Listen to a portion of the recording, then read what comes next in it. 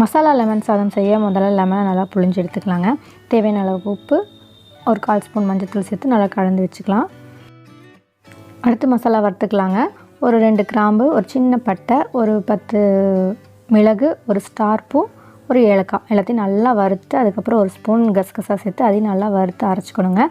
ஒரு கடாயில் ஒரு 4 ஸ்பூன் ஆயில் சேர்த்துட்டு கடுகு, கடலைப்பருப்பு, உளுத்தம்பருப்பு, நிலக்கடலை வேணுன்னா நீங்கள் முந்திரி கூட சேர்த்துக்கலாம். எல்லாத்தையும் சேர்த்து நல்லா வறுத்துட்டு கருவேப்பிலை, பச்சை மிளகாய் அதையும் சேர்த்து நல்லா வறுத்துக்கலாங்க. இப்போ நம்ம நைஸாக அரைச்சி வச்சுருக்கிற மசாலா பொடியும் சேர்த்து நல்லா வறுத்துட்டு நல்லா வறுபட்டதுக்கப்புறம் அடுப்பை ஆஃப் பண்ணிவிட்டு நம்ம கலந்து வச்சுருக்கிற லெமன் ஜூஸை சேர்த்து நல்லா கலந்து விட்டுக்கலாம். அடுத்ததான் சாப்பாடை நல்லா ஆற வச்சுட்டு ஒரு 4 ஸ்பூன் நல்லெண்ணெய் சேர்த்து நல்லா கலந்து விட்டுக்கோங்க.